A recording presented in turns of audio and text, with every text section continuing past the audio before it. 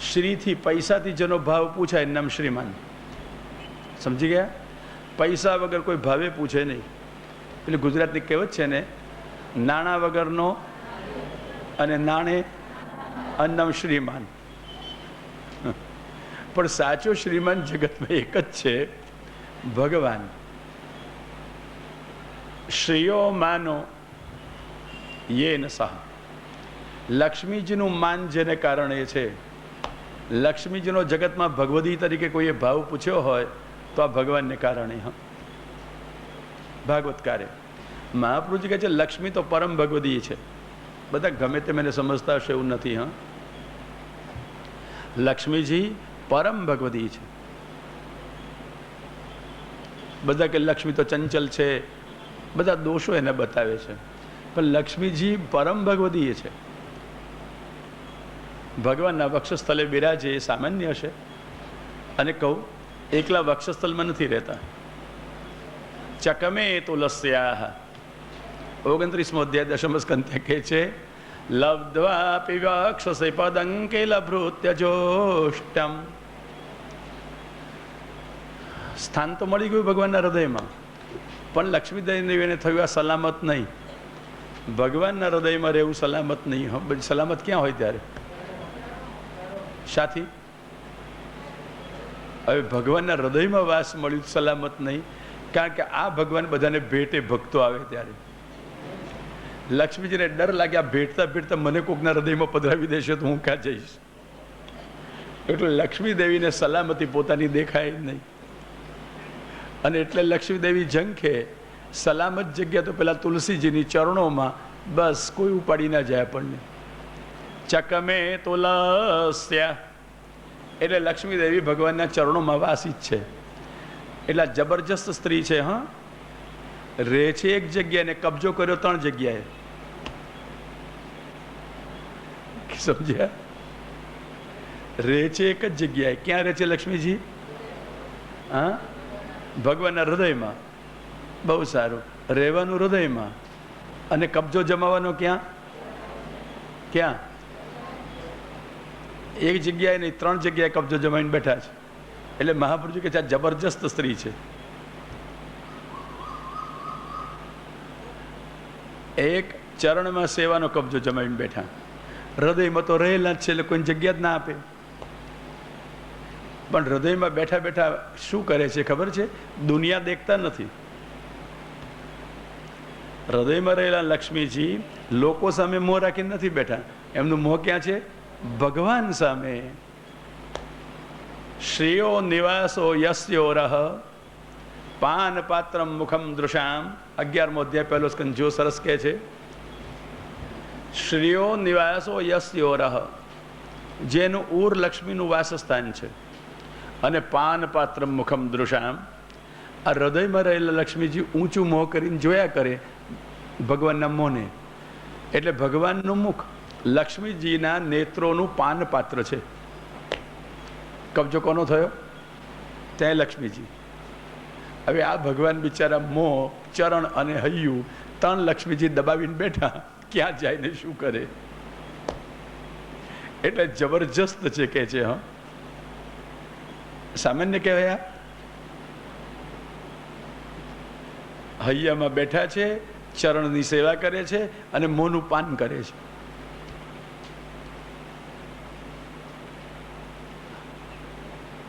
અને આવા ભગવતી લક્ષ્મીજી એકાદ કૃપા કટાક્ષ કરે એની કામના બધાય કરે. હા, બ્રહ્માદયો બહુતીથમ યદપાંગ મોક્ષ. 18મો અધ્યાય 1લા સ્કંદનો. બ્રહ્માદય બહુતીથમ. બધા શ્લોકો યાદ રાખજો, ક્યાંથી ક્યાં આપણે ચાલીએ છીએ. હા, અને પછી સંકલન કરજો, શું અર્થ નીકળે છે. બ્રહ્માદય બહુતીથમ યદપાંગ મોક્ષ કામસ્તપ સમચરુન ભગવત પ્રપન્ન સાશ્રી સ્વવાસમરવિંદવનમ વિહાય યત્પાદ પદ્મ મકરંદ. મળે છે ને શ્લોક? ભજતે નભીપ્સો. ભગવાન તો લક્ષ્મીને ઈચ્છતા નથી, લક્ષ્મીજી ભગવાનને ઈચ્છે છે. કેવા લક્ષ્મીજી? બ્રહ્મા વગેરે દેવતાઓ યદાપાંગ મોક્ષ કામા લક્ષ્મી દેવી એકાદ નેત્રનો કટાક્ષ કરે, કૃપા નજરે નિહાળે, એની ઈચ્છાથી બહુ વખત સુધી લાંબા ગાળા સુધી બ્રહ્માદિ દેવતાઓ તપ કરે છે, અને છતાં એક કૃપા કટાક્ષ લક્ષ્મીનો મળતો નથી. લક્ષ્મીજીના અનેક કૃપા કટાક્ષો ભગવાન તરફ થયા કરે છે,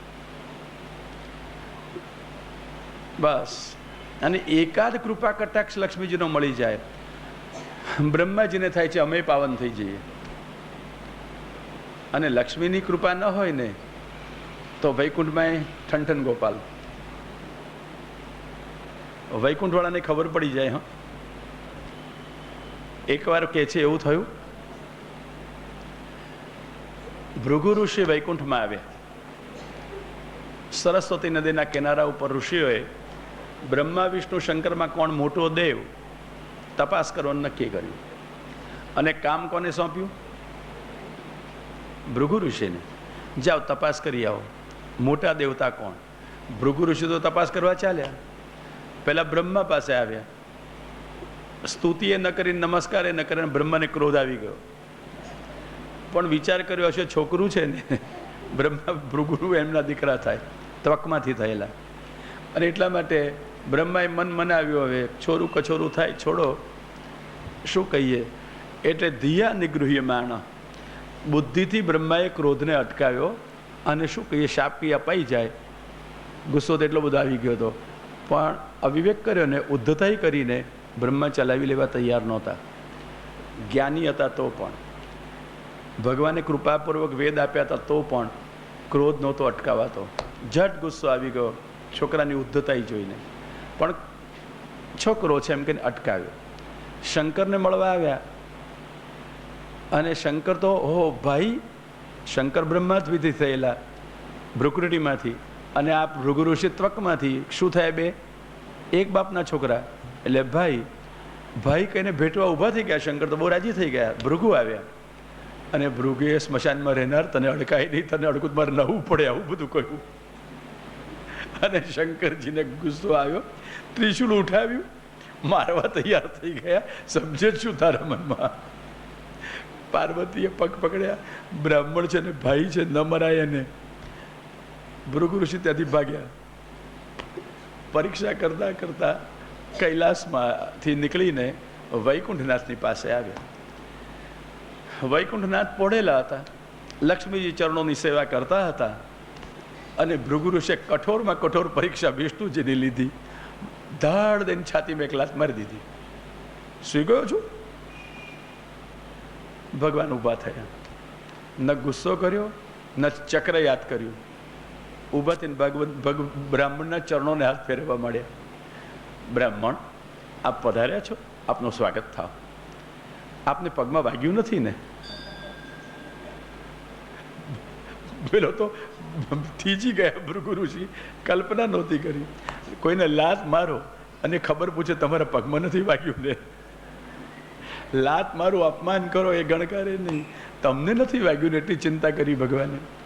પછી કહે છે, બ્રાહ્મણ, તારા ચરણ તો કેટલા બધા કોમલ હોય, અને આ છાતી તો અસુરો સાથે લડી લડીને આયુધોના પ્રહારથી વજ્ર જેવી કઠોર થઈ ગઈ હોય, તો વજ્રમાં લાત મારો તો કોને વાગે? ભીતમાં લાત મારો તો કોને વાગે? ભીતને વાગે કે પગ આપણે પંપાળવો પડે? તો બ્રાહ્મણ, તારા પગને તો નથી વાગ્યું ને? કોમલ તમારો ચરણ, કઠોર મારી છાતી. બસ ભૃગુ ઋષિને થયું, આના જેવો એ કંઈ નહીં, આના જેવો કંઈ નહીં. સરસ્વતી કિનારા ઉપર જાહેરાત તો કરી દીધી, વિષ્ણુ જેવો કોઈ ઉત્તમ નહીં. હા, આવું ક્ષમાશીલ કૃષ્ણ જેવો કોણ મળશે? કોઈ પ્રશ્ન ન ઊભો થયો. પણ પછીનો પ્રશ્ન કૃષ્ણના ઘરમાં ઊભો થયો. વિષ્ણુજીને લક્ષ્મીજીએ કહી દીધું, આ બધી વાત ખરી, તમે ક્ષમા કરો, બ્રાહ્મણનું માન કરો, પણ મારા દેખતા, પત્નીના દેખતા કોઈ તમને લાત મારી જાય ને તમે પગ પંપાળો, મને ના પોસાય. પુરુષને જોજો, એકલાને એવું અપમાન કોઈ કરે તો કદાચ ગળી જશે, પણ એની પત્નીની હાજરીમાં કોઈ અપમાન કરે તો શુરાતન ચડી જશે. હા, ખરું, સહન ના થાય. અને આવો કેવો કે પત્નીની હાજરીમાં કોઈ લાતો મારે તો પણ એનો પગ પણ પડવા જાય? લક્ષ્મીજીએ કહી દીધું, તમે મોટા ઠર્યા તો ઠર્યા, ભૃગુનો પ્રશ્ન ઉકલી ગયો, પણ મારો તો પ્રશ્ન નવો ઊભો થઈ ગયો. તમારી સાથે આપણે રહેવાય નહીં આવા જોડે. કોઈની લાતો ખાય એ આપણને ગમે નહીં. લક્ષ્મી તો ઘર છોડીને ગયા. હવે વૈકુંઠવાળાનું શું થાય? પછી દૂધવાળો શાકવાળો બિલ લેવા આવે તો આપે ક્યાંથી? લક્ષ્મી મળે નહીં. એટલે ભગવાન વાયદા કરે, કાલે આવજે, પરમ દાડે આવજે, ચોથે દાડે આવજે, પણ પછી 4 દાડા પછી ફરી તો આવે કે મહારાજ બહુ બિલ ચડી ગયું, હવે કંઈક રોકડું કરો. ભગવાન કે હવે યાર લક્ષ્મીજી આવશે ત્યારે વ્યવસ્થા કરીશું. પણ એવું કહી દેવાય કે લક્ષ્મીજી ક્યાં ગયા છે ને કેમ ગયા છે? બહાર ગયા છે, થોડો વખત આવશે. થોડો વખત કરતાં કરતાં વરસ થવા આવ્યું, અને વરસનું બિલ ભેગું થાય એટલે ચલાવે બધા. વૈકુંઠનાથને માથે પસ્તાળ પડવા માંડી. ભગવાનને થયું હવે આપણા મિત્રોને યાદ કરો, પૈસા માગી લાવીએ થોડા ઉછીના. બ્રહ્માને બોલાવ્યા. બ્રહ્માજી કંઈક પૈસા મળશે. બ્રહ્મા કે વેદ ભણું છું, અનુષ્ઠાન કરું તમારે ઘેર આવીને? ભગવાન કહે છે તારી પાસે અનુષ્ઠાન કરે પછી દક્ષિણા તો આપવી પડે, પૈસાની પંચાત અને ઉપરથી દક્ષિણ.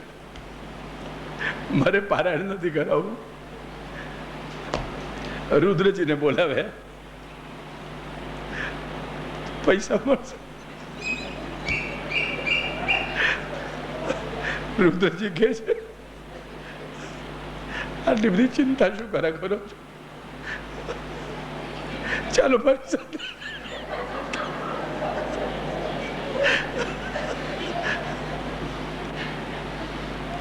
પિતાંબર પહેરવાની ટેવ છોડી દો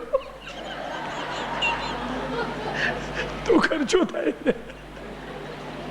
ચંદન ચોપડો છે છોડી દો. ચાલો ચિતા ભસ્મ લેપ, ચિતાની ભસ્મ ચોપડવાની, કોઈ કશું માગશે નહીં. ચંદન જોઈએ તો પૈસાનો ખર્ચો થાય, ચિતાની ભસ્મ ચોપડવામાં એક નવો પૈસો ખર્ચાશે નહીં. અને મહારાજ ભાડું ભરવું પડશે નહીં, મફતમાં રહેવા મળશે. અને પહેરવાનું શું? દિગંબર પિતાંબર કશું નહીં, આ સ્ત્રીએ નહીં, ધોવાનું નહીં. ભગવાન કે મહારાજ તમે જ બરાબર છો, મને આવી ટેવ નથી, મારાથી આવું નહીં રહેવાય. મૂંઝવણમાં મુકાઈ ગયા મહારાજ. તો આ ગપ્પા નથી મારતો. હા, મહારાજ મૂંઝવણમાં મુકાઈ ગયા. હે લક્ષ્મી, તમે તો ગજબ કર્યો. હવે શું કરીએ? એટલે ભગવાને શોધ કર્યો. હવે પૈસા ક્યાં મળશે? યાદ આવ્યું, પેલો દેવોનો કારભારી ખજાનચી.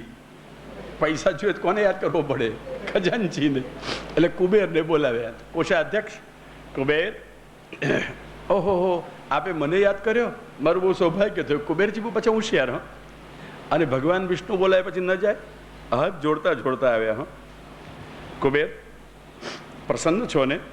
કુબેરને થયું કોદાળો મારો ભાવ પૂછે નહીં, આજે પ્રસન્ન છો પૂછે છે. અને આ વિષ્ણુ એટલે ખબર ના પડે કે એના મનમાં શું હોય અને શું કરતો હોય અને શું કહેતો હોય. એટલે કુબેર જરા સાવધ થઈ ગયા. એ કે હા, આપની કૃપા છે, પ્રસન્ન છું. વ્યવસ્થા વૈભવ બરાબર ચાલે છે ને? આપની કૃપાથી બધું ભરપૂર ભંડાર છે, કોઈ ચિંતા નથી. અચ્છા, ભરપૂર ભંડાર છે ને? અને કુબેર સમજી ગયા કઈક ગડબડ છે. ભરપૂર ભંડાર છે ને? કુબેર કે છે ને મહારાજ. તો કુબેર એ ભરપૂર ભંડારનો ઉપયોગ શું? મહારાજ વધતું જ જાય છે, કાંઈ ઉપયોગ નથી, રહે છે દ્રવ્ય છે, આ તો દેવોનો ભંડાર. તો કુબેર કશો ઉપયોગ ના હોય તો મારે ઉપયોગ છે, થોડુંક મોકલાવો ને. કુબેરના પેટમાં તેલ રેડાવ્યું અને ક્યાં અપાય? આ તો વિષ્ણુ પાસે આપ્યા પછી મગાય નહીં. પછી એની પાસે બહુ મોટા માણસને પૈસા આપો પાછા માગતાય સંકોચ થાય, ખરું ને? કહેતાય શરમ આવે આપણને, એને રાખી લેતા શરમ ના આવે, પણ આપણને માગતા શરમ આવે. એટલે કુબેરને તો આને હાય ના કહેવાય અને નાય ના કહેવાય.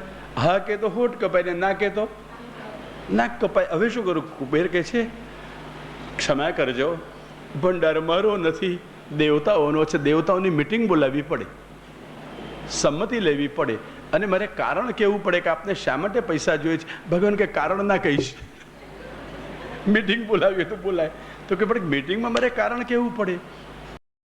બહુ કુબેરને ભગવાને જરા મસ્કો માર્યો, અરે કુબેર તમે તો ભંડારી છો, ખર્ચ કરી શકો છો. છેવટે કુબેર કંઈક માન્યા, પણ કે જો ભાઈ પૈસા આપું પણ શરત વ્યાજ સાથે પાછા આપવાના, નહીં તો દેવતાઓ મને પૂછે ભંડાર તમને સોંપીને મફતિયા વાપરવા માંડ્યું. મારથી એવું નહીં થાય, તમારે ખાતું લખી આપવું પડશે. વ્યાજ કેટલું આપશો? ભગવાન કહે મારી જોડે વ્યાજ? તો કે ભગવાન આ તો ભંડાર દેવતાઓનો, મારું હોય તો મફત આપી દઉં તમને, મારે શું લો ને. વાણી આવા જો ને વેપારીઓ બધા, મારું હોય તો મફત આપી દઉં, પણ આ તો ધંધો છે, હું શું કરું, બેંકના પૈસા છે, વ્યાજ તો લેવું પડે. ભગવાન કે આપીશું તને વ્યાજ આપીશું. અને ભગવાને કલયુગમાં વ્યાજ ચૂકવવાનું શરત કરી, વ્યાજ કલયુગમાં તને ચૂકવી દઈશ બસ. અને કલયુગમાં ભગવાનને વ્યાજ ચૂકવવાનું, પણ ગરબડ એવી થાય કે મુદ્દલે ચૂકવાય નહીં ને મોટી રકમ લીધેલી તો વ્યાજ પણ. આ ભારત દેશ જેવી દશા યાર, બહુ દેવું કરે ને પછી વ્યાજ ભરાય નહીં, એમ વ્યાજ ક્યાંથી ભરવું? એટલામાં ભગવાને સાંભળ્યું પદ્માવતી કોક રાજાને ત્યાં જન્મ્યા છે, સમજી ગયા હશ હવે કંઈ આપણું ઠેકાણું પડવાનું. શુક મુનિ દ્વારા તપાસ કરાવી પદ્માવતીજીની, અને પદ્માવતીજીથી પણ રહેવાતું નહોતું, લક્ષ્મીજીથી પણ. એકલા લક્ષ્મી શું કરે નારાયણ વગર, મૂંઝાતા હતા. અને ત્યાં જાણ્યું શુકમુનિ દ્વારા કે ભગવાન પધાર્યા છે. પદ્માવતીજી સાથે લગ્ન કર્યા, એ પદ્માવતી લક્ષ્મી પાછા પધાર્યા અને ભગવાનના ઘરમાં બિરાજ્યા. પછી વૈકુંઠની જાગ જમાળ શરૂ થઈ ગઈ. પછી કુબેર આવ્યા, મહારાજ વ્યાજ. ભગવાન કે યાર લક્ષ્મી તો છે પણ વ્યાજ મગાય નહીં મારાથી એની પાસે, એ આપે એટલું વપરાય. એટલે ભગવાન કે વ્યાજ તને આપવા તો નહીં આપો? ભગવાન કે નહીં આપો એવું મેં કહ્યું તને, પણ તમે ઉત્તર જ એવો આપો છો કે વ્યાજ મળે મારાથી મગાય નહીં અને તમે આપવાના હોય એવું લાગે નહીં. શું કરશો? ભગવાન કે ઉપાય કરશું, મુદ્દલ રાખી લે, વ્યાજ ચૂકવ્યા કરીશું. આ સરકાર યોજનાઓ કરીને મુદ્દલ રાખી લે અને વ્યાજ આપ્યા કરે, એમ ભગવાને યુક્તિ કરી. મુદ્દલ રાખી લે, વ્યાજ ચૂકવીશું. તો કે ક્યાંથી ચૂકવશો? ઘરવાળા તો આપવાની ના પાડે છે તમને. ભગવાન કે ઘરવાળા ના આપે પણ બહારવાળા બહુ આપે. હા મહારાજ શું કરશો? તો કે યાર અમારા સેવકો એવા છે, સર્વસ્વ આપતા જ કંઈ નહીં. અને ભગવાન એક ડમરું મૂકી દીધું, એક ભંડાર મૂકી દીધો, ભિક્ષાપાત્ર મૂકી દીધું. જેને ઈચ્છા હોય કલયુગમાં મારે દેવું ભરવાનું છે, આમાં જમા કરાવે.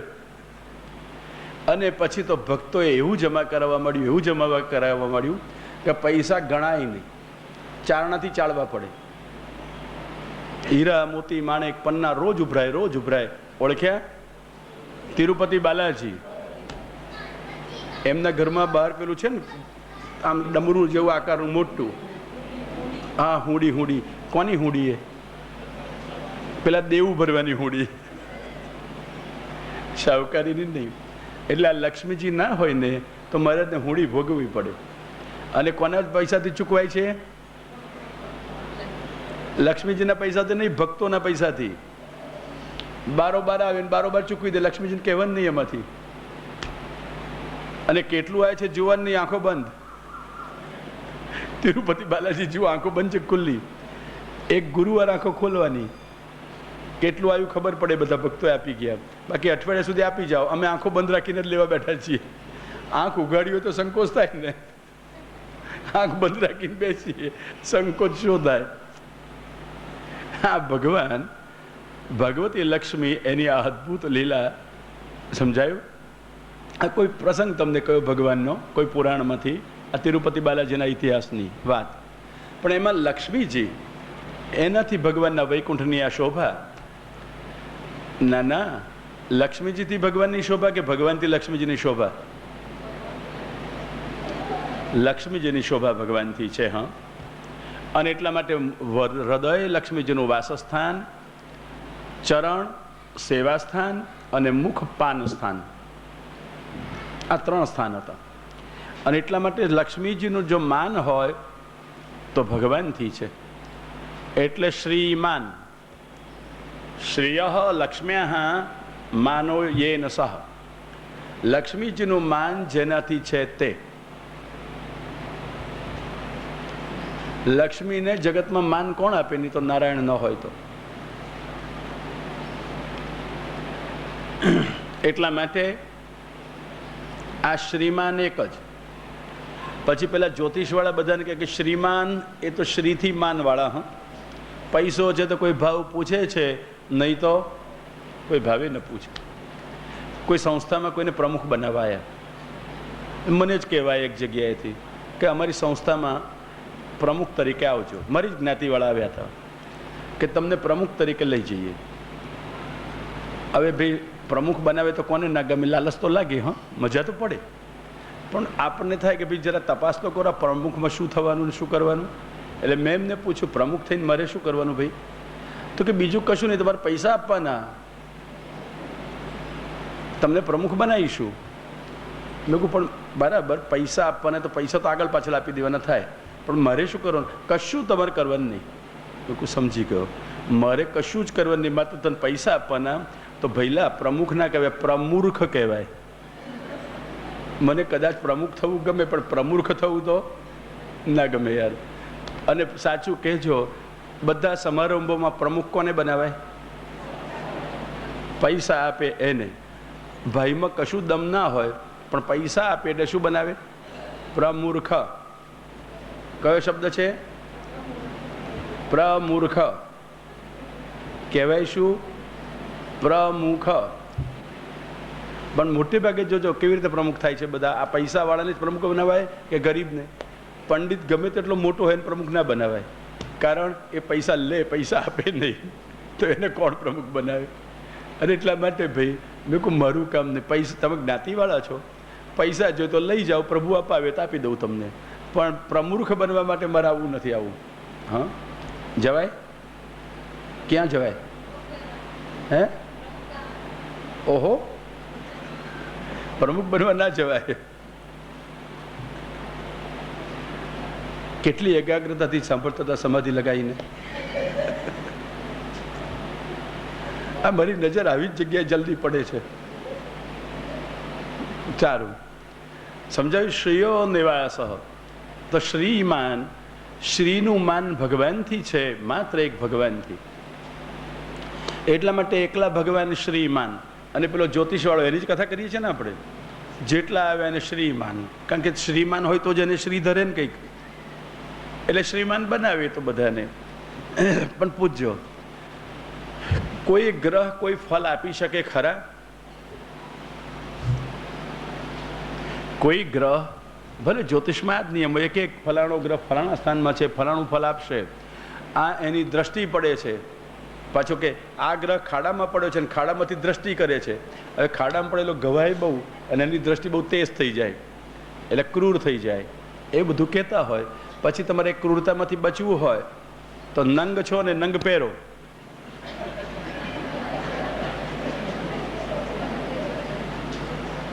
તો એ નંગ તમને બચાવશે.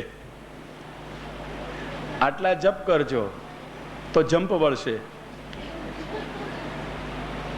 આટલા હોમ કરજો તો શાંતિ મળશે. હવે આ બધા ગ્રહો કશું ના કરે તો જ્યોતિષ ખોટું ના સાચું? બધા ગ્રહો ફલોનો નિર્દેશ માત્ર કરતા હોય, પ્રદાન નહીં. ફલ તો કેવલ ભગવાન આપે. આ વેદાંતની વાત કહું છું, સિદ્ધાંતની. ફલમત ઉપપત્તે હે, બ્રહ્મસૂત્રમાં વ્યાસજીએ કહ્યું ફલ ભગવાન આપે છે. કારણ ભગવાન બધાના નિયામક છે, ભગવાન બધાના સ્વામી છે. પણ કોણ જાણે, નિરાશ થયેલા માણસોને જ્યોતિષનું બહુ આમ આકર્ષણ થઈ જાય. હા, કોણ ગ્રહ કરશે અને મારું શું થશે જાણવા બહુ દોડી જાય. ચારે તરફ નિરાશા દેખાતી હોય, ભગવાનનો આશ્રય છૂટી ગયો હોય, એટલે પૂછવાનું મન થાય, દોડી જવાનું મન થાય. મારો જરા જન્માક્ષર જોઈ આપો ને, મારો જરા હાથ જોઈ આપો ને. અરે ભગવાનને હાથ સોંપી દીધો, જન્મ ભગવાન માટે થયો, અક્ષર ભગવાનના સંબંધવાળો ન હોય, બોલવો ન હોય, તો પછી જન્મ અને અક્ષર એ જન્માક્ષર બતાડવાની જરૂર પડે. હા, હું કોઈ જ્યોતિષવાળાની વિરુદ્ધમાં નથી કહી રહ્યો, હું તો શાસ્ત્ર સિદ્ધાંત કહી રહ્યો છું. જ્યોતિષ સાચું છે, જરાય સંશય નહીં. શાસ્ત્ર છે, વેદાંગ છે, જરાય સંશય નહીં. પણ ફલપ્રદ ગ્રહો નથી. ફલમત ઉપત્તિથી ફલ ગ્રહો ના આપે, ભગવાન આપે. એકવાર બહાર ફરવા ગયેલા અને ફરતા ફરતા મારી સાથે કોઈ ભાઈ હતા. આવું છે ભાઈ તમારે? એ નોંધ કરે છે ને? કેટલા વાગે નીકળવું એની એપોઇન્ટમેન્ટ લખો છો? આવું છે મારી સાથે ફરવા? ફરવા આવું છે? સારું, બહુ સારું. હા કે છે? હા કહ્યું, નાજી કહ્યું? હાજી, બહુ સારું. હાજી, નાજી ને કાજી, બહુ સારું. એટલે ડાક્ટર સાહેબ મારી સાથે ફરવા આવે છે. અમે રસ્તામાં નીકળ્યા, કોઈ ભૂખ્યો માણસ આવ્યો. 3-4 દાડાનો ભૂખ્યો છું, કંઈક આપશો? ડાક્ટર સાહેબનું ધ્યાન નહોતું, મારું ધ્યાન ગયું. મને દયા તો બહુ આવી ગઈ, કંઈ આપીએ. પણ બ્રાહ્મણનું ગજવું ખાલી અને આ ભાઈનું ગજવું ભરેલું. ગજવામાં એમણે નોટો મૂકેલી 100-100ની, મેં ઘરથી જોયેલી, ઉપરથી દેખાતી હતી. આપણને થયું આ તો ઘરના છે ને, કશો વાંધો નહીં. હું 100 રૂપિયાની એક નોટ લઈને પહેલાં આપું તો ચાલે ને? ડાક્ટર સાહેબ ચાલે? એ તો હું છું, તો શરમમાં કશું બોલો નહીં. પણ બીજો હોય તો શું થાય એ સમજી લેજો. સારું, મેં તમારા 100 રૂપિયા આપ્યા તો પંચાયત થઈ, પણ તમને દયા આવી ગઈ અને તમે 100 ને બદલે 5 નોટ કાઢીને આપી દો તો વાંધો ખરો? કેમ? પૈસા તમારા છે, તમારી ઈચ્છામાં આવે એમ કરો. તો જેની વસ્તુ હોય પોતાની ઈચ્છાથી આપી શકે. એમ શ્રુતિ કહે છે, સર્વસ્ય વશી સર્વસ્ય ઈશાન. સર્વને વશ કરનારા, સર્વના નિયામક સ્વામી આ બ્રહ્મ છે, ભગવાન છે. તો બધા ફલો, બધી વસ્તુઓ, બધી વ્યક્તિઓ ભગવાનને વશ છે. ભગવાન એના નિયામક છે. તો ભગવાન ઈચ્છે તેને આપે. ગ્રહોથી અપાય અને આપે તો ભગવાન શું કરે સમજી લેજો. અને ભગવાન તો સ્વામી છે ને ગ્રહો તો સેવક છે. સ્વામીના ગજોમાં લાગીને કઢાય નથી. કોઈ ગ્રહો કશું જ ફલ ના આપી શકે. ગ્રહો ફલોનો નિર્દેશ કરી શકે. ખર સમજાય છે? એટલે ફલદાતા કોણ? ભગવાન. તો ભગવાનને છોડીને કયા ગ્રહોને ભજવા જવાનું?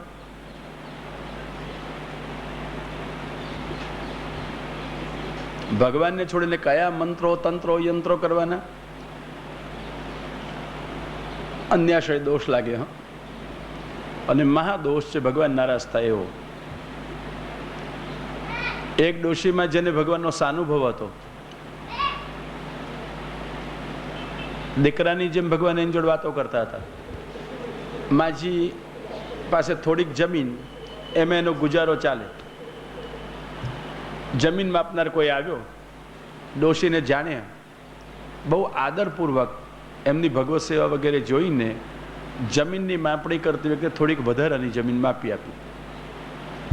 અને સાંજે આવીને કહ્યું માજીને, માજી તમારી જમીન છે જાણીને મેં માપી, થોડીક તમારે વધારે આવે અને તમારી બચી રહે એવું મેં કામ કર્યું. સહજ રીતે ડોશીએ કહ્યું, ભાઈ જમીન પર મારો ગુજારો ચાલતો હતો, સારું કર્યું તે મને જીવાડી. હા, બસ આ શબ્દ મોંમાંથી નીકળ્યો અને ઘરમાંથી સ્વરૂપથી જ ઠાકોરજી અંતર ધ્યાન ગુસાઈજીને ત્યાં પધારી ગયા. ભગવત સ્વરૂપ પણ ઘરમાં ન બિરાજ્યું. શો દોષ લાગ્યો? અન્યાશ્રય. ભગવાન બધા અપરાધો માફ કરે, અન્યાશ્રય ન ચલાવી લે. બહુ સાવધ રહેવું. હા, અન્યાશ્રયો મહાન એવ બાધક વિયતામ તત. અન્યાશ્રય મહાબાધક છે, ખૂબ ડરવું. અરે ભગવાનના ભક્તોને આધાર કોનો હોય? આશ્રય કોનો હોય? પ્રભુ સરસ સમર્થ વિરાજે છે, ભક્તોને ચિંતા કઈ કરવાની હોય? નૈશ્ચિંતતામ વ્રજે, નિશ્ચિંતતામ વ્રજે, નિશ્ચિંત થઈ જવાનું હોય. સરસમર્થ ભગવાન છે. પછી અને આ સર્વસમર્થ ભગવાન સામે ચાલીને ઘરમાં પધાર્યા હોય પછી કૃષ્ણે વિશ્વેશ્વરે નંદે નંદસ્ય વ્રજમાં ગતે, જે કૃષ્ણ વિશ્વેશ્વર અનંત નંદના વ્રજમાં, એ જ કૃષ્ણ આપણા ઘરમાં કે બીજા? સર્વદા સર્વભાવે ન, પછી તમને કેટલું સરસ આવડે છે નહીં? ભયો વ્રજાધિપ, આજ્ઞા કોને માટે? જે વૈષ્ણવ સંપ્રદાયમાં મહાપ્રભુજીના છે એ બધાને માટે. તો જ્યાં જ્યાં પુષ્ટિ માર્ગ અનુસાર કૃષ્ણ સેવા થતી હોય ત્યાં ત્યાં કૃષ્ણનું એક કયું સ્વરૂપ છે? વ્રજાધિપ. તો વ્રજાધિપ બિરાજે છે, તમે વ્રજાધિપની સેવા કરો છો. કયા વ્રજાધિપ સમજ્યા? કૃષ્ણ વિશ્વેશ્વર અનંત. અને જ્યારે કૃષ્ણ વિશ્વેશ્વર અનંત આપણા ઘરમાં હોય ત્યારે આપણે કોનાથી ડરવાનું? શી અપેક્ષા બાકી રહી જાય? નંદના ઘરમાં, એ આપણા ઘરમાં. અરે જે દિવસથી વિશ્વેશ્વર કૃષ્ણ પધાર્યા, કંસનો કર ભરવાનું બાવાનંદે છોડી દીધું. હા, દર વર્ષે કર આપતા હતા, પણ ભગવાન બિરાજે પછી પરાધીનતા કોની? ભય કોનો? કંસનો કર ભરવાનું છોડી દીધું. એટલે એક જ વાર કંસના કર ભરવાની કથા ભાગવતમાં આવે, પછી ન આવે. નંદ કંસસ્ય વાર્ષિક્યમ કરમ દાતમ કરુદ્વહ, આ કથા એક જ વાર આવી. વાર્ષિક કર ભરતા હતા, ઇન્કમ ટેક્સ ચૂકવતા હતા, પછી બંધ. રાજાનો પણ એમને ભય ન લાગ્યો, પછી કોનો ભય લાગવાનો હતો? ઐશ્વર્ય છે અને ભય ન લાગ્યો એટલે મનમાં શોષવાતા હતા તેવું નહીં, કોચવાતા હતા તેવું નહીં. આનંદ એમના ઘરમાં છે એટલે આનંદમાં મગ્ન રહેતા હતા, આનંદ અનુભવતા હતા. એમને કોઈ ઉદ્વેગ નહોતો. કારણ કોણ આવ્યા છે ઘરમાં? કૃષ્ણ. એક વાત પૂછું, નંદ બાબાનું નંદાલય વ્રજ અને આપણું ઘર, એમાં શો ફેર? જો સેવા કરીએ છીએ, ઘરમાં પ્રભુ પધાર્યા છે, બિરાજે છે, તો નંદાલય અને ઘરમાં કેટલો ફેર? કશોય નહીં. તો પેલા નંદાલયમાં આનંદ આનંદ હતો અને આપણા નંદાલયમાં રોજ આનંદ જ છે ને, કે ઉદ્વેગ થઈ જાય છે? વિચારી જોજો. વાસ્તવમાં પ્રભુ બિરાજે છે કૃષ્ણ વિશ્વેશ્વર અનંત નંદાલય જ છે. ભજનીયો વ્રજાધિપ, જ્યાં જ્યાં પુષ્ટિ માર્ગીય પદ્ધતિથી પ્રભુ સેવા થતી હોય, કૃષ્ણ સેવા થતી હોય, એ વ્રજાધિપ જ છે. આ વ્રજાધિપ મોટા અને આ વ્રજાધિપ નાના, મંદિરના મોટા અને ઘરના નાના, એટલે ઘણા એવી પદ્ધતિ ચલાવી. મંદિરનો પ્રસાદ આવે પોતાના ઠાકોરજીને ભોગ ધરાય. મને તો કંઈ સમજાતું નથી. હા, એમાં તનુવિત્તજાનો સિદ્ધાંત પણ ના સચવાય. તૈયાર આવીને પૈસા તે લાવીને ધર્યું, કેમ ધરાય? વ્રજાધિપ છે, વ્રજાધિપ ઘરમાં બિરાજી રહ્યા છે. અને જો વ્રજાધિપ બિરાજે છે તો નંદાલય શું ઘરમાં નથી? ખરું ને? નંદાલય આપણું તો ઘર છે ને, એમાં પ્રભુ બિરાજી રહ્યા છે. અને નંદાલયમાં જે આનંદ હતો એ પછી ઘરમાં હોય કે ન હોય? તો નંદાલયમાં જે અભય હતું એ હોય કે નહીં? આનંદ અને અભય તો બે સહજ મળે. અભય એ તો ગૌણ ફલ છે ભક્તિ માર્ગમાં, જ્ઞાનીઓનું મુખ્ય ફલ છે. હા, અભય. આનંદમ બ્રહ્મણો વિદ્વાન વિભેત કુતશ્ચન, બ્રહ્મના આનંદને જાણે એને ભય ક્યાં ન રહે. તો જ્ઞાનીને બ્રહ્મ જ્ઞાનથી અભય મળે, આ તો જ્ઞાનનું મુખ્ય ફલ થયું. પણ ભક્ત માટે તો અભય. વસુદેવને ત્યાં કૃષ્ણ પ્રગટ થયા અને વસુદેવજીએ દર્શન કર્યા, તરત વર્ણન કર્યું 10મા 3 અધ્યાયમાં, ગતભિ પ્રભાવિત.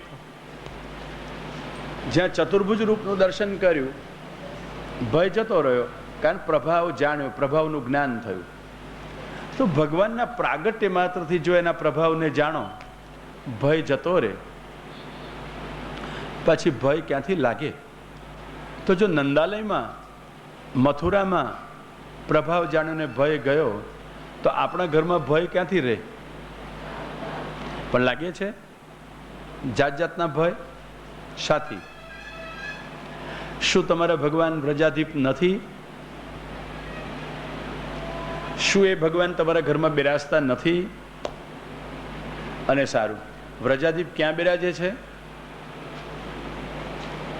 આપણા ઘરમાં કે આપણે એમના ઘરમાં? એ તમારા ઘરમાં બિરાજે છે. એમ તમારું ઘર તમારું છે કે ભગવાનનું છે? હે, શું કહે છે? તમે ભગવાનના ઘરમાં રહો છો કે ભગવાન તમારા ઘરમાં રહે છે? ધ્યાન રાખજો, આ ભક્તિ માર્ગ, ભાગવત માર્ગની કે વિશેષતા, જે ઉત્સવ ઉજવ્યો કૃષ્ણના પ્રાગટ્યનો, એનું નામ કૃષ્ણોત્સવ નહીં.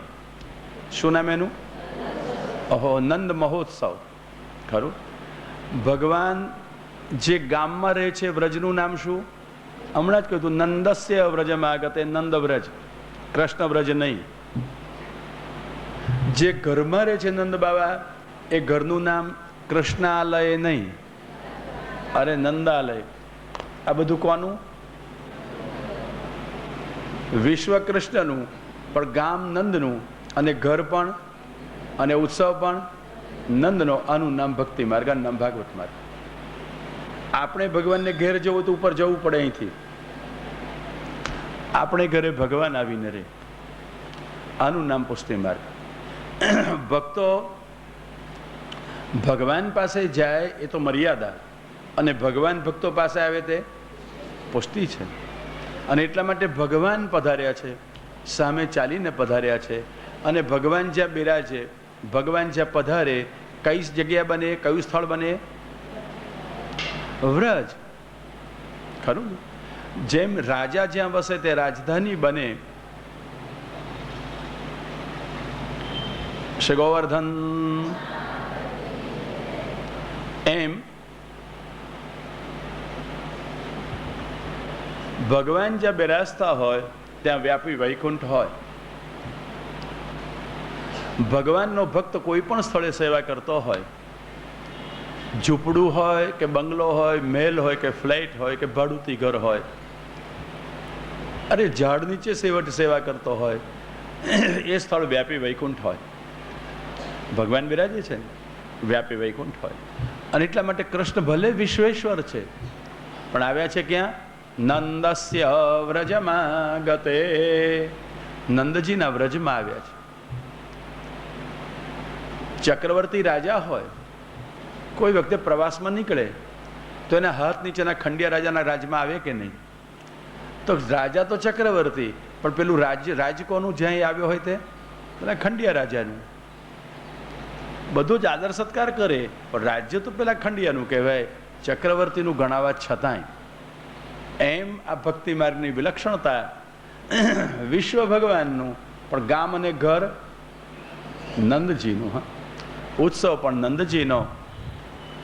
એમાં આનંદ છે.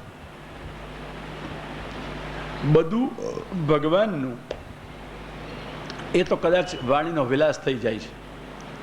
કોઈ ઘર બંધાવેલું, મારું ઘર જોશો? મેં કહું ઈંટ અને ચૂનામ, મને કશો રસ ના પડે.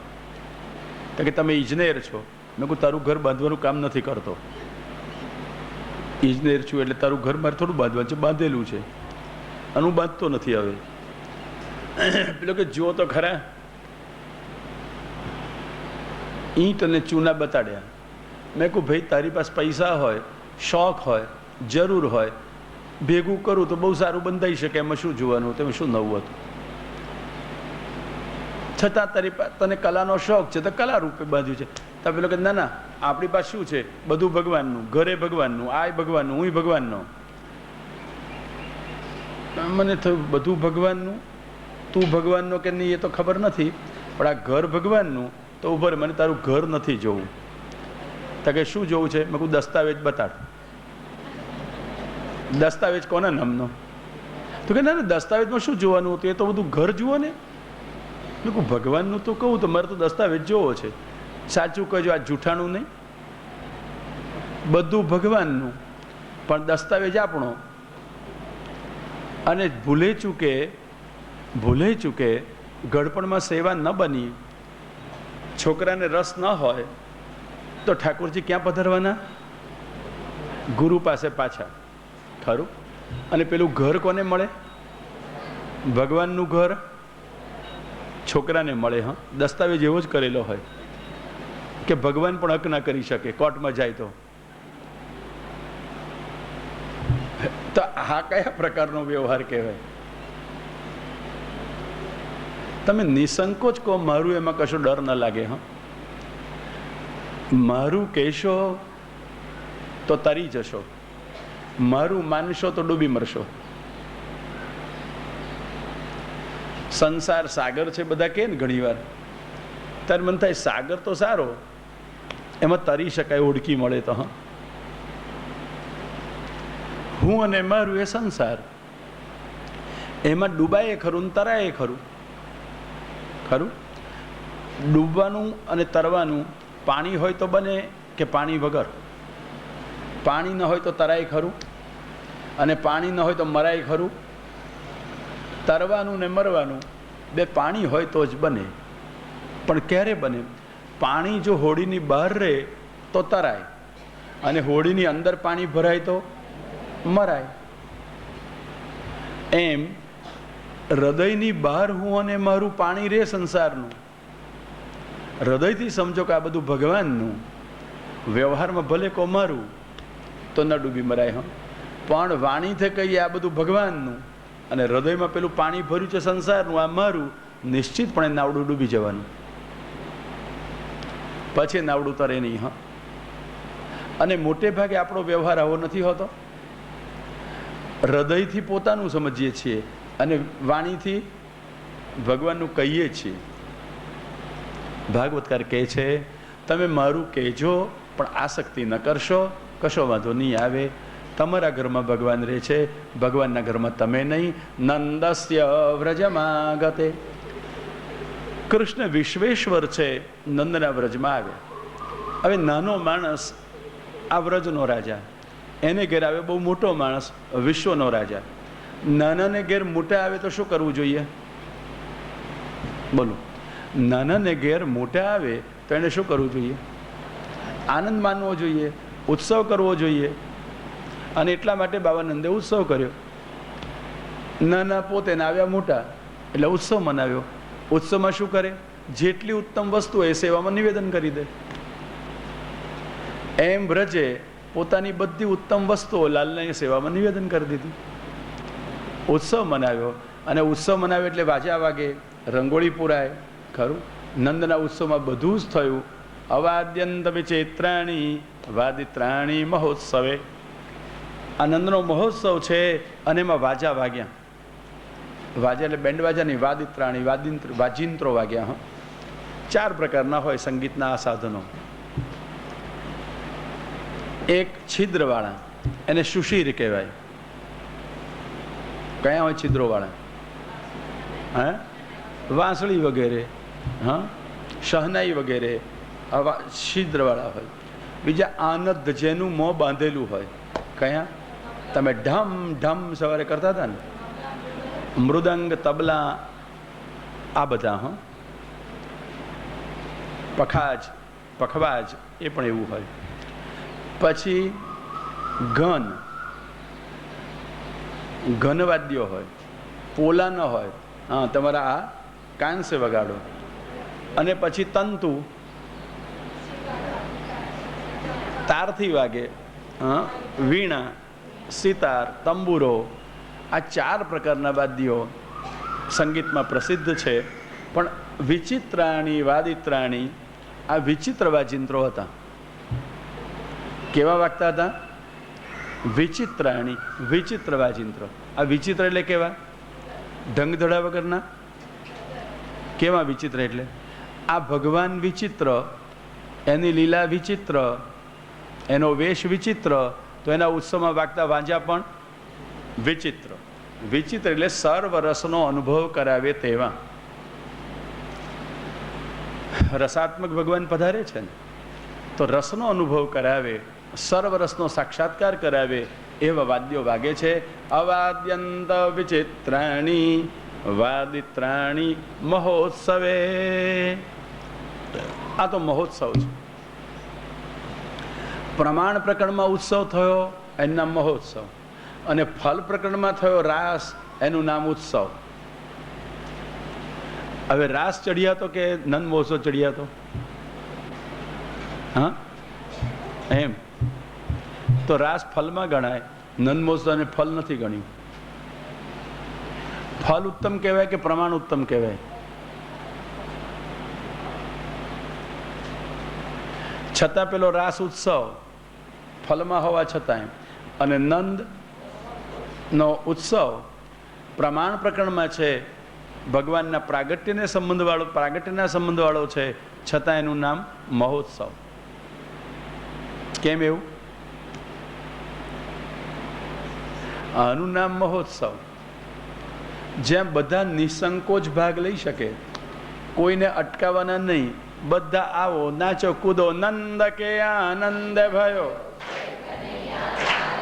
નાના ભૂલકાઈ નાચે, યુવાન પણ નાચે, અને ઘરડા પણ નાચે. અને નાચે એકલું નહીં, એમાં રાચે. મજા પડી. હા, દાદાય નાચે અને દીકરાનો દીકરોય નાચે, દાદીમાય નાચે અને દીકરાની દીકરીઓય નાચે. શા માટે નાચે? નંદ કે આનંદ ભયો. આબાલ વૃદ્ધ આ સૌને એક સરખો આનંદ સ્પર્શી ગયો. સૌ આનંદમાં ગુલતાન થઈ ગયા, મગ્ન થઈ ગયા, એ આનંદમાં નાસ્તા થઈ ગયા. બસ આનું નામ એની મહત્તા હતું. ભણેલા હોય કે અભણ, જ્ઞાની હોય કે અજ્ઞાની, રાય હોય કે રંગ, નાના હોય કે મોટા, શેઠ હોય કે નોકર, બધા કેવા અહીંયા જબરજસ્ત સામ્યવાદ છે. હા, બધા ઉત્સવમાં આવ્યા છે, ઉત્સવમાં ભાગ લઈ શકે છે, એક સરખો આનંદ સૌ માણી રહ્યા છે. સૂદ ન પડે કા કાહુ કે નારી, સમજ ન પડે કોણ કોના પત્ની છે. હા, નાચતા હોય, કૂદતા હોય, મીઠાઈ ખાતા હોય ને ખવડાવતા હોય. નંદ કે આનંદ ભયો. આપણને તો ઉત્સવમાં ખબર પડી હતી કોણ કોના પત્ની છે, ખરું? એટલે હાથ પકડીને નાચતા હતા. જ્યાં સુધી બહારનું અનુસંધાન હોય ત્યાં સુધી ઉત્સવ ન કહેવાય. તમે અજાણ્યાને પકડીને નાચતા હતા કે જાણીતાને? તમારા ઓળખીતાઓ જોડે નાચતા હતા કે વગર ઓળખાણવાળા જોડે? સાચું કહેજો. સવાર તમે બધા થોડું ઘણું નાચતા હતા, બહુ કેટલે ભાગે તો ફરતા હતા. નાચતા હતા કેટલા? બહુ તો ફૂદરડીઓ ખાતા હતા. નાચતા હતા કેટલા? ગોપ નાચે ગોપી ગાવે. ગોવાળ નાચતા હતા, ગોપી ગાતા હતા. નાચે. હા, નાચે ક્યારે? રસનો આવિર્ભાવ થઈ ગયો હોય, દેહની દશા ભૂલાઈ ગઈ હોય, દુનિયા ભૂલાઈ ગઈ હોય, અને એ વખતે નાચે. પણ શરીર પાછું યાદ આવે, મને થાક લાગે છે, ખરું? આ મારા ઓળખીતા છે, એટલે મોઢું કોનું રંગવા જઈએ? ઓળખાણ વગરનું, ઓળખાણવાળાનું. અને જેટલી ઓળખાણ બીજાની થાય એટલી ઓળખાણ ભગવાનની ઓછી થાય. આ સૂત્ર રાખજો નોંધમાં. જેને લોકોની ઓળખાણ વધારે એને ભગવાનની ઓળખાણ ઓછી.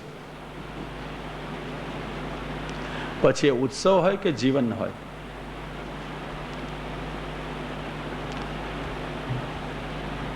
બહુ લોકોને ઓળખીએ ને તો આટલા બધા લોકોને ઓળખીએ ત્યારે ભગવાનને ક્યારે યાદ રાખીએ ને ક્યારે ઓળખીએ? ઘણા લોકો કથા પૂરી થાય પછી બહુ જ સજ્જનતાથી મળવા આવે. હા, ભાવ છે, પણ એ પ્રભાવ બહુ વિચિત્ર હોય. આવીને શું કે ખબર છે, મને ઓળખ્યો? હવે એટલું બધું આમ આશાસ્પદ રીતે બોલતા હોય, મને ઓળખ્યો. મનમાં તો થઈ જાય તને ઓળખવા જેવું છે શું? બીજું અહીંયા તને ઓળખવા બેઠા જ છે કે ભગવાનને? પણ પ્રશ્ન કેવો કરે, મને ઓળખ્યો? જાણે કેટલી મોટી મહત્વની વ્યક્તિ હોય એમાં આપણને પૂછે મને ઓળખ્યો. મને થાય કે જો તને ઓળખું તો આ ના ઓળખાય, આને ઓળખ્યો તો તું ઓળખ્યો કે તો આવ્યો, નહીતર કોણ ભાવ પૂછે? ધ્યાન રાખજો.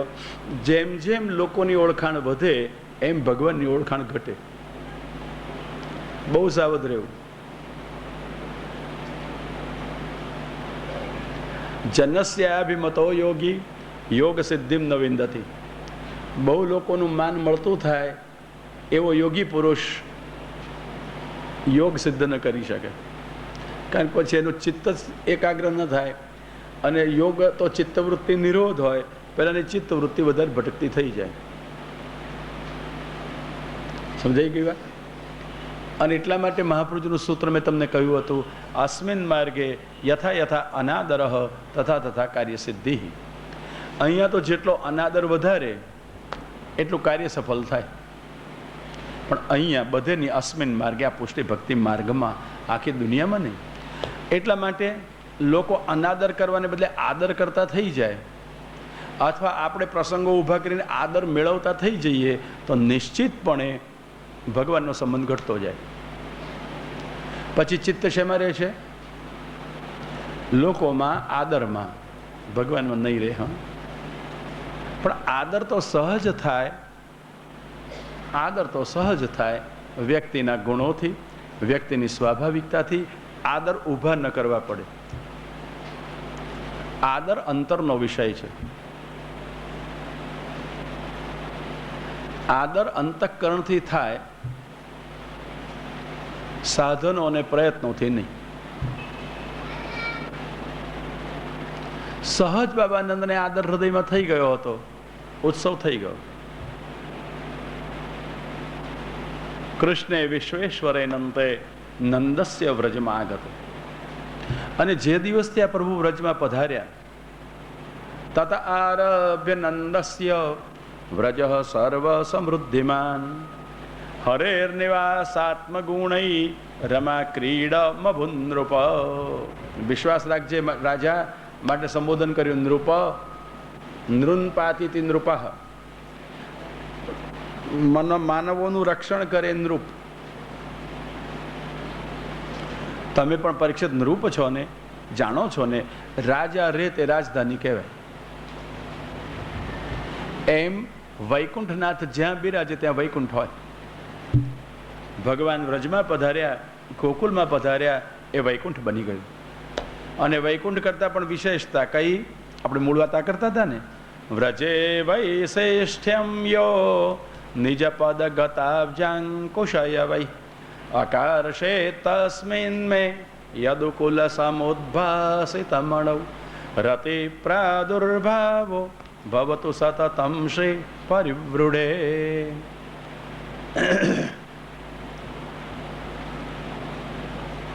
વ્રજમાં પધારતા જેણે વ્રજની વિશેષતા કરી, પોતાના ચરણકમલના ચિહ્નોથી વૈકુંઠ કરતાં વ્રજ વિશેષ બનાવ્યું. વૈકુંઠમાં, સોનાની ભૂમિમાં, હમણાં આપણે વિચાર્યું હતું તેમ, રતનની કલાકૃતિઓ મળી આવે, ભગવાનના ચરણ ચિહ્નો ક્યાંય ન મળે. સોનામાં છાપ ન પડે. હા, ચરણોની, ચાલવાથી. વ્રજની કોમલ વાલુકામાં ભગવાન ચરણ વિહારો કરતા હોય, ભક્ત પૃથ્વીને સ્વેદ થયો હોય, પલળે, એના પર છાપ પડે, ચરણ ચિહ્નો દેખાય. વ્રજમાં જઈએ, ખરેખર કહું છું, દર્શન કરજો, ક્યાંય આ વ્રજમાં ચરણ ચિહ્નો દેખાય છે? વૃંદાવનમ સખી ભુવો વિતનોત કીર્તિમ યદ્દેવકી સુતપદાંબુજ લબ્ધ લક્ષ્મી. વૃંદાવનની શોભા તો આ ભગવાન કૃષ્ણના ચરણ ચિહ્નોથી છે. દેવકી સુતપદાંબુજ લબ્ધ લક્ષ્મી છે ને. વ્રજમાં યાત્રા કરવા જઈએ ત્યારે જોજો, શા માટે યાત્રા કરીએ છીએ? પુણ્ય કરવા માટે, પાપને દૂર કરવા માટે. ત્યારે શાને માટે? બધા જાય છે એટલે શા માટે જઈએ છીએ? જાથલ કીએ વિહાર અનેક, તાથલ બેઠકે કાંકરી ચૂન્યો કરે. જે વિહારો પ્રભુએ કર્યા છે તે સ્થળે બેસી એને યાદ કરી એના તાપને અનુભવે, બસ ખૂબ ફલ મળે એનું. હા, અનુસંધાન બન્યું જાય, એકાગ્રતા થઈ જાય, આત્મીયતા હૃદયને સ્પર્શી જાય. વ્રજયાત્રા કરીએ તો વ્રજની લીલાની અનુભૂતિ માટે સાથે સાથે એક ધ્યાન દોરવું, વ્રજની શોભા તો ભગવાનના ચરણ ચિહ્નો છે. વ્રજમાં જઈએ તો ચરણના ચિહ્નો શોધી લઈએ. ક્યાંક ભગવાનના દક્ષિણના 9, વામના 7 ચરણના ચિહ્નો દેખાય છે ખરા? ઉર્ધ્વરેખા હોય, સ્વસ્તિક હોય, ધ્વજ હોય, કલશ હોય, અંકુશ હોય, વજ્ર હોય, જોજો તો ખરા કમલ હોય, દેખાય છે ક્યાં? અને ચરણમાં સમાયેલા હોય, ચરણના પરિમાણમાં સમાયેલા આ બધા ચિહ્નો હોય. દર્શન કરીને ઓળખજો અહીં પ્રભુ વિહાર કરે છે, પ્રભુ બિરાજે છે.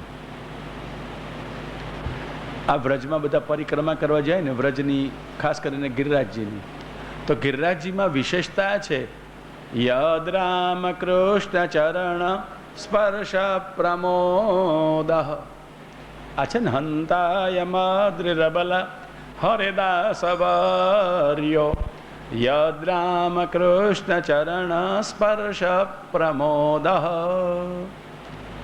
હંત ખેદની વાત છે, આપણે જઈ ન શક્યા, ગોપીજન કહે છે. નહીં તો આ હરિદાસ વર્ય છે, હરિદાસોમાં શ્રેષ્ઠ છે. કેવા હરિદાસ વર્ય? રામ અને કૃષ્ણના ચરણકમલના સ્પર્શથી પ્રમોદ છે, ખૂબ હર્ષ છે. ચરણકમલના સ્પર્શથી પ્રમોદ ન થાય, આશ્લેષથી થાય. અને અહીંયા શું છે? ચરણ સ્પર્શ પ્રમોદ. ભક્તિ માર્ગમાં એ ઉત્તમ છે, ભક્તિ માર્ગમાં એ શ્રેષ્ઠ છે, જેને ચરણના સ્પર્શ માત્રથી પ્રમોદ થતો હોય. તમે તુલસીજી સમર્પો છો તમારા ઠાકોરજીના ચરણોમાં રોજ? તુલસી સમર્પતી વખતે ચરણ સ્પર્શ કરો છો? ચરણ સ્પર્શ કર્યા પછી જલ હાથમાં લઈ પ્રસાદી સ્નાનવાળું અને અંગુલિકાના અગ્રભાગથી પીઓ છો? ચરણની રજ મોંમાં આવતી હોય ભાવથી ચરણ સ્પર્શ મળે છે, તમને પ્રમોદ થાય છે. આ વિચારવા જેવું નથી. મન તો થઈ જાય કે હું તુલસી ધરું, મન તો થઈ જાય હું ચરણ સ્પર્શ કરું. જેટલાના ઠાકોરજી બેઠા હોય બધાને ચરણ સ્પર્શ કરવાનું મન થઈ જાય. સાચું કહેજો, એમાં કોનામાં નિષ્ઠા થઈ? તમારા ઠાકોરજીને તુલસી સમર્પવા કે બીજાના? ઠાકોરજી તો બધાય છે, નિષ્ઠા ક્યાં હોય? સમજાય છે વાત? પોતાના પ્રભુમાં. હું ચરણ સ્પર્શ કરું, બરાબર છે, પ્રભુ છે, આદરથી કરો, કોઈ વાંધો નહીં, ઠીક છે, શક્યતા હોય તો. પણ તમને તમારા ઠાકોરજીના ચરણ સ્પર્શથી સંતોષ નથી ને? આ વિચારવા જેવું નથી લાગતું બધું? પણ ખબર નથી, એ તો ઘરેડ ચાલી. હું તુલસી ધરું તો ના તો કહેવાનું હોય નહીં, અને ભૂલું છું કે ના કહો તો કોઈ સમજે જ નહીં, ખોટું લાગે. ખોટું થાય ખરું. તુલસી કોને સમર્પાય? જેના સાથે તમારો સંબંધ હોય તેને. પણ આ તો વ્યક્તિ સાથેના સંબંધથી સ્વરૂપ સાથેનો સંબંધ બધાએ માની લીધો અને સમર્પવા મળ્યા તુલસી. બન્યું હતું એક જગ્યાએ કોઈ મહારાજશ્રીએ બ્રહ્મ સંબંધ કરાવતા પોતાના ઠાકોરજીને તુલસી સમર્પાવ્યા. એટલે બીજે દાડા આજનો શિષ્યને કોર્ટમાં ગયો કે જેને સમર્પ્યા તુલસી એ મારા પ્રભુ થયા, મને પ્રભુ આપી દો. બનેલો પ્રસંગ કહું છું. આ તે દિવસથી હાથ જોડીને એમણે નક્કી કર્યું, તારું સેવ્ય સ્વરૂપ લઈ આવજે, જેની સેવા કરવાનું એને તુલસી સમર્પજે ભાઈ, મારા ઠાકોરજીને નહીં. સમજાય છે વાત? પણ ઘરેડ તો આપણે એવી જબરજસ્ત ચલાવી હોય. સાંજે ઠાકોરજી પોઢતા હોય, જે પોઢાવે તે જ ચરણ સેવા કરે, બધાથી સ્પર્શ ન થાય.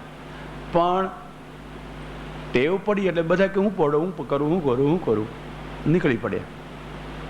ઠાકોરજીને શયનમાં વિલંબ ન કરાવાય અને આપણા ચરણ સ્પર્શની રાહ જુએ, આપણી ચરણ સેવાની રાહ જુઓ. ઉપર પેલો બાકી રહી ગયો, પેલો પાછ બોલાવા જવાનું, તમે બાકી રહી ગયા આવજો. શા માટે? સેવક હો તો હાજર રહો, અને હાજર હો તો એ ન થાય, જે પોઢાવે તે જ કરે, અને પછી એ ચરણ સ્પર્શ કરાવવા હોય તો કરાવી દે. બધાએ ન કરવાનું હોય, પણ આપણે મોટે ભાગે શું કરીએ? બધાએ કરીએ. શું બનાવી દીધું? રૂઢિ. પ્રણાલિકા તો નથી, રૂઢિ બનાવી, આપણી ટેવ બનાવી. શાથી? સાચું કહેજો, એ ચરણ સેવા કરી એ ચરણ સેવા કરતા વિચાર આવ્યો કે શું કરીએ છીએ? હાથ લગાડીને ભાગી ગયા એટલે ચરણ સેવા થઈ ગઈ. ખરેખર જે મહાપ્રભુજીની સેવાનું હાર્દ છે, લગભગ આપણે વિચાર્યું નહીં, સમજ્યા નહીં, અને શું કર્યું? પોતપોતાની સમજ પ્રમાણે ઘરેડો શરૂ કરી. પછી તું મારા ઠાકોરજી ના કર, તું તારા ઠાકોરજી ના કરું, આ વ્યવહાર શરૂ થયો. હું તમને પ્રસાદ લેવા બોલાવું તો ભાઈ તમે મને બોલાવો કે ના બોલાવો, અને પછી આપણને કોકે બોલાવ્યા તો આપણે પણ કોકને બોલાવવું પડે. જેમ વ્યવહારમાં જમણવારમાં બોલાવીએ એમ ભગવાનના ઓથે વ્યવહાર શરૂ થયો, પ્રસાદ લેવા બોલાવો. આપણે એને ઘર જઈતા કેવું લેવડાવે છે ખબર છે ને? આપણે એને લેવડાવો, ભલે ભગવાનના ઓથે, પણ છેવટે શું થયું? વ્યવહાર થયો આ તો. અને તમે તમારા ઘેર મનોરથ કરો તો જેટલા હોય બધાને વૈષ્ણવ બોલાવો, તમારા સંબંધવાળાને જ બોલાવો. સાચું કે જો કંઠીનો સંબંધ કે મનનો સંબંધ, એમ જેની સાથે મેળ હોય એટલાને બોલાવો કે વગર મેળવાળાને બોલાવો. રોજ તમારી સાથે સારો વ્યવહાર જય શ્રી કૃષ્ણનો હોય, પણ એક દાડો કંઈક થયું ને ખટરાગ મન ના મળ્યું, પછી એને પ્રસાદ લેવા બોલાવો કે ચોકડી મારી દો, એના નામ ભરે છે. તો ગઈકાલે વૈષ્ણવ હતો ને આજે વૈષ્ણવ મટી ગયો. અરે દૂરના વૈષ્ણવની વાત છોડો, ઘરમાં જ સાસુ ને વહુ મોં ચડી ગયું તો સાસુમાં જેટલા આવે વૈષ્ણવ જય શ્રી કૃષ્ણ કહેતા જલ્લે પ્રસાદ, અને પેલી વહુ હોય તો ટીચકું ચડાવીને બાજુ જોઈએ, તો વૈષ્ણવ થોડી છે ખરું? સાસુ ને વહુ થાય એટલે વૈષ્ણવ મટી જાય, દેરાણી જેઠાણી થાય એટલે વૈષ્ણવ મટી જાય, બે ભાઈઓ ઝઘડ થાય એટલે વૈષ્ણવ મટી જાય. ભૂલી ગયા આપણે બધા. વૈષ્ણવ સંબંધ સૌથી મોટામાં મોટો ખરો કે નહીં? તો ઘરમાં એકબીજાના સ્વજનો વૈષ્ણવ ખરા કે નહીં? પણ વૈષ્ણવતા કેટલી ગૌણ થઈ જાય છે. અને આ તો ભાઈ છે ને, આ તો કાકો છે ને, આ તો મામો છે, આ વહુ છે ને, આ સાસુ છે, મારું કહેલું ના માન્યું, ધડાધડ ને ફટાફટ થાય છે આવું. પછી મેં કહું વૈષ્ણવ કહેવું જોઈએ, એટલે એક જણે કહેવું, પતિને વૈષ્ણવ કહેવા માંડ્યું, પત્નીને વૈષ્ણવ કહેવા માંડ્યું, એટલે સમજી ગયા પેલા કે કામ કરાવવું હોય તો મને વૈષ્ણવ કહે છે. બે ફેરા ધક્કા વધારે ખાય વૈષ્ણવ કહીએ તો, એટલે પેલાથી બોલાય નહીં ને, વૈષ્ણવ ઠર્યા, કરવું પડે કે નહીં? પણ જો એ વૈષ્ણવ સંબંધે વિચારીએ ને તો વૈષ્ણવ સંબંધ મુખ્ય બને અને લૌકિક સંબંધો ગૌણ થઈ જાય. પણ મોટે ભાગે વૈષ્ણવ હોવા છતાં લૌકિકતા એટલી બધી મનમાં રૂઢ અને દૃઢ છે કે વૈષ્ણવ સંબંધ આપણો ગૌણ થઈ જાય અને પેલો વ્યવહાર સંબંધ મુખ્ય થઈ જાય. એટલે સાચું કહો, જેની સાથે સારો સંબંધ ન રહ્યો, વૈષ્ણવ જ હોય, એ વૈષ્ણવ મટી ના ગયો હોય, સેવાય કરતો હોય, ગઈકાલે એને પ્રસાદ લેવા બોલાવ્યો હોય, પછી આપણું મન બગડી જાય, પછી પ્રસાદ લેવા બોલાવીએ કે ના બોલાવીએ? બોલાવો? નહીં બોલાવાના ને? બોલાવો છો? વિચાર કરજો. આ બધું ભગવત ધર્મો જે છે ને એને આપણે લગભગ વ્યવહાર ધર્મોમાં પલટી રહ્યા હોઈએ છીએ. ભગવત ધર્મો કંઈક જુદા છે, વ્યવહાર ધર્મો કંઈક જુદા છે. બીજી વાત કહું, તમે ઠાકોરજીની સેવા કરતા હો, તમારી રીતે કરતા હો, તમારા ભાવથી કરતા હો, ખરું? અને પછી બીજો તમને